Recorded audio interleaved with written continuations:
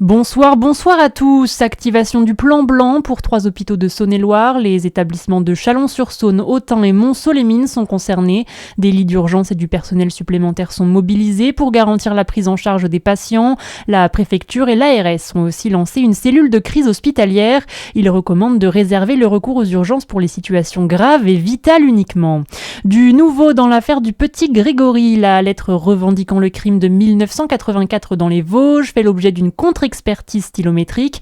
Le procureur général de la cour d'appel de Dijon, Philippe Astruc, précise qu'il faudra attendre plusieurs mois avant d'en tirer des résultats. La vigilance jaune pour neige-verglas dans le Jura a été levée par Météo France à midi aujourd'hui. Un retour à la normale sur tout le département pour la fin du week-end. Et puis prenez le temps ce week-end de compter les oiseaux de votre jardin. La Ligue de protection des oiseaux de Bourgogne-Franche-Comté appelle à participer au comptage national des espèces qui nous entourent. En 2025, près de 500 000 oiseaux ont été comptabilisés dans la région.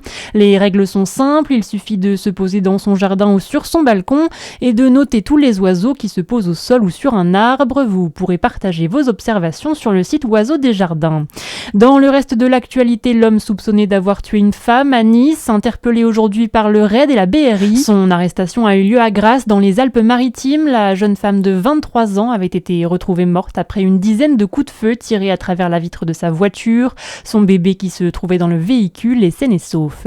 En sport, les footballeurs du DFCO ont commencé leur rencontre contre Rouen, un match décisif pour les Dijonnais évoluant en national. En cas de victoire, ils prendront la tête du classement. Et puis en basket, match important aussi pour la JDA Dijon. La rencontre vient de démarrer à Gravelines. Les basketteurs visent une victoire qui leur permettrait de remonter au classement pour espérer intégrer le top 8. Voilà pour l'essentiel de l'actualité. Bonne fin de journée sur Fréquence Plus.